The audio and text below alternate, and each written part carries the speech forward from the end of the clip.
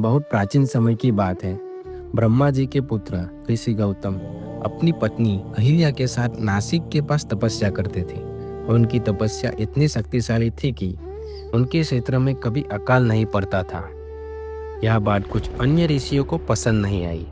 उन्हें ईर्ष्या के कारण भगवान गणेश से प्रार्थना की कि ऋषि गौतम की तपस्या को भंग किया जाए। गणेश जी ने एक कपिला गाय का रूप धारण किया और गौतम ऋषि के खेत में प्रवेश कर गए।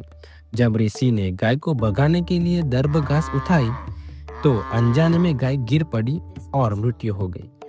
इस घटना से ऋषि गौतम अत्यंत दुखी हो गए, क्योंकि गौ हत्या सबसे बड़ा पाप माना जाता है। पाप से मुक्ति के लिए उन्होंने भगवान शिव की कठोर तपस्या शुरू की।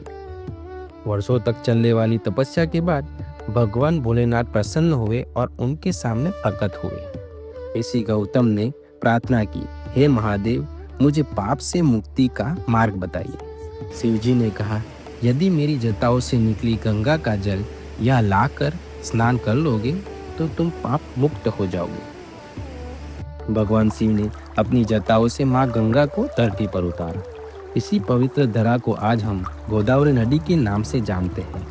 जहाँ गंगा प्रकट हुई, उसी स्थल पर भगवान शिव ने ज्योतिर्लिंग के रूप में वास किया।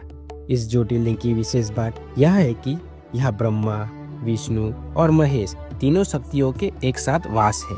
इसीलिए इसका नाम पड़ा त्र्यंबकेश्वर, यानी तीन देवों का एकस्वर। कहा जाता है कि त्र्यंबकेश्वर के दर्शन से जन्म जन्मांतर के पाप नष्ट हो जाते हैं और मोक्ष की प्राप्ति होती है। इसीलिए त्र्यंबकेश्वर 12 ज्योतिर्लिंगों में से सबसे पवित्र माना जाता है। हर हर महादेव।